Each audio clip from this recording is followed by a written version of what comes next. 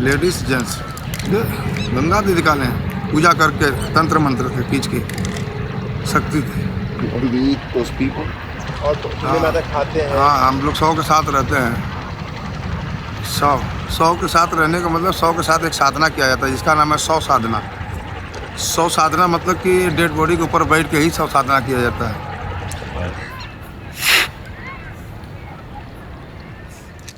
हिंदू धर्म में आज भी किसी 5 साल से कम उम्र के बच्चे, सांप काटने से मरे हुए लोग, आत्महत्या किए लोगों का शव जलाया नहीं जाता, बल्कि दफनाया या गंगा में प्रवाहित कर दिया जाता है। पानी में प्रवाहित ये शव डूबने के बाद हल्के होकर पानी में तैरने लगते हैं। अक्सर अघोरी तांत्रिक इन्हीं शवों को पानी से ढूंढकर निकालते हैं और अपनी तंत्र सिद्धि के लिए प्रयोग करते हैं। अघोर पंथ सनातन धर्म का एक प्रमुख संप्रदाय है। इसका पालन करने वालों को अघोरी कहते हैं। अघोर पंथ की उत्पत्ति के काल के बारे में अभी निश्चित प्रमाण नहीं मिले हैं। ये भारत के प्राचीनतम शैव संप्रदाय शिव साधक से संबंधित है। अघोरियों को इस पृथ्वी पर भगवान शिव का जीवित रूप भी माना जाता है। शिवजी के 5 रूपों में से एक रूप अघोर रूप है। अघोरियों की कई बातें ऐसी हैं जिनको सुनकर आप दांतों तले उंगली दबा लेंगे। अघोरी 3 तरह की साधनाएं करते हैं: शिव साधना, शव साधना और शमशान साधना।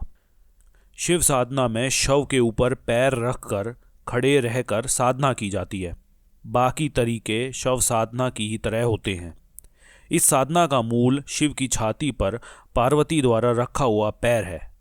ऐसी साधनाओं में मुर्दे को प्रसाद के रूप में मांस और मदिरा चढ़ाई जाती है। शव और शिव साधना के अतिरिक्त तीसरी साधना होती है शमशान साधना, जिसमें आम परिवारजनों को भी शामिल किया जा सकता है।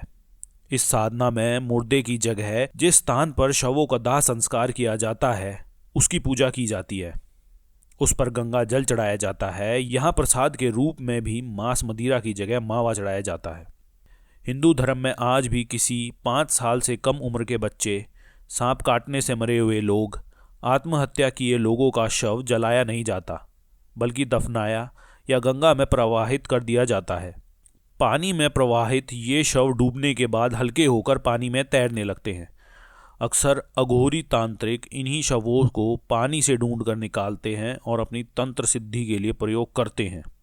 अघोरियों के बारे में कई बातें प्रसिद्ध हैं, जैसे कि वे बहुत ही हठी होते हैं। अगर किसी बात पर अड़ जाएं तो उसे पूरा किए बगैर नहीं छोड़ते।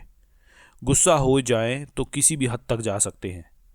अधिकतर अघोरियों की आंखें लाल होती हैं, जैसे वे बहुत गुस्सा हों, लेकिन उनका मन उतना ही शांत भी होता है।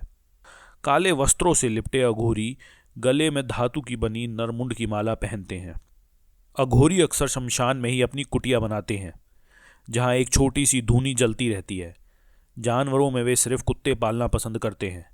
उनके साथ उनके शिष्य रहते हैं जो उनकी सेवा करते हैं। अघोरी अपनी बात के बहुत पक्के होते हैं। वे अगर किसी से भी कोई बात कह दें तो उसे पूरा ज़रूर करते हैं।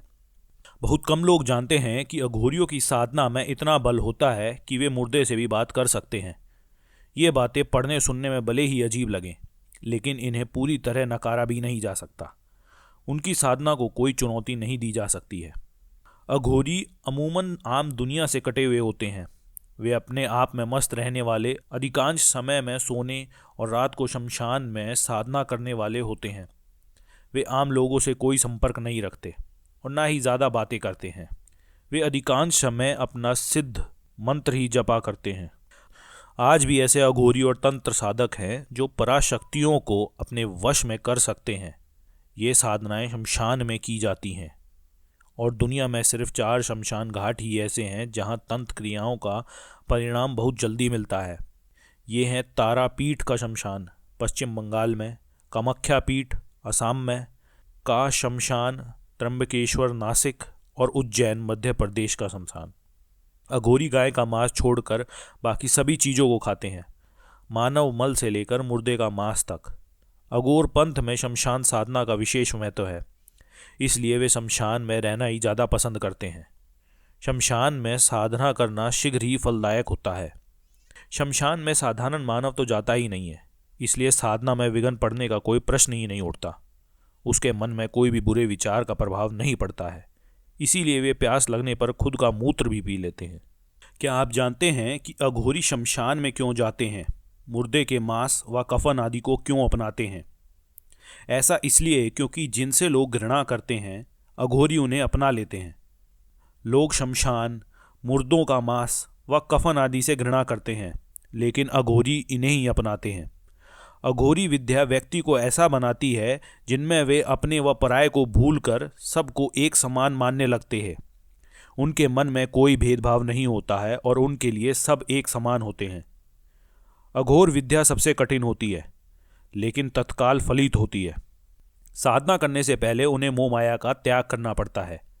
हम अघोरी उन्हें भी कहते हैं जिनके भीतर से अच्छे बुरे, सुगंध दुर्गंध, प्रेम नफरत, ईर्ष्या मोह जैसे सारे स्वर भाव मिट जाते हैं। अघोरी बनना बहुत मुश्किल है, क्योंकि वे लोग खाने के बारे में इतना नहीं सोचते। उन्हें रोटी मिलती है तो खा लेते हैं, खीर मिलती है तो खीर खा लेते हैं, बकरा मिले तो बकरा, और यदि मानव शव मिले तो उसे भी परहेज नहीं करते हैं। अघोरी लोग सड़ते पशु का मांस भी बिना हिचकिचाहट के खा लेते हैं, परंतु अघोरी गौ माता का मांस कभी भी नहीं खाते हैं। क्या आप जानते हैं कि अघोरी शमशान में क्यों रहते हैं? ऐसा इसलिए क्योंकि वे शमशान में अपनी साधना करते हैं, जिसका एक विशेष महत्व है। वह यह है कि अघोरी जानना चाहते हैं कि मौत और वैराग्य क्या होता है।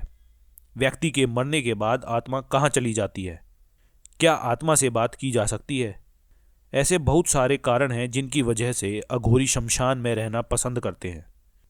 उनके अनुसार शमशान में साधना करना फलदायक होता है, और वे शमशान में साधना इसलिए भी करते हैं क्योंकि वहाँ साधारण मनुष्य जाना पसंद नहीं करता है और उनकी साधना में कोई विघ्न भी नहीं पड़ता है। अघोरी का मानना है कि शमशान में शिव जी का वास होता है और उनकी उपासना हमें मोक्ष की ओर ले जाती है, किंतु जो लोग दुनियादारी और गलत कामों के लिए तंत्र साधना करते हैं उनका अंत बहुत ही बुरा होता है। भूत पिशाचों से बचने के लिए अघोरी क्या करते हैं? भूत पिशाचों से बचने के लिए अघोरियों के पास खास मंत्र होता है। साधना करने के बाद अघोरी धूप लगाकर दीपदान करते हैं और फिर उस मंत्र का जप करते हैं। इसके बाद चिता के चारों ओर लकीर खींच देते हैं और साधना शुरू हो जाती है। ऐसा करके अघोरी अन्य प्रेत और पिशाचों को चिता की आत्मा और खुद की अपनी साधना में विघ्न डालने से रोकते हैं।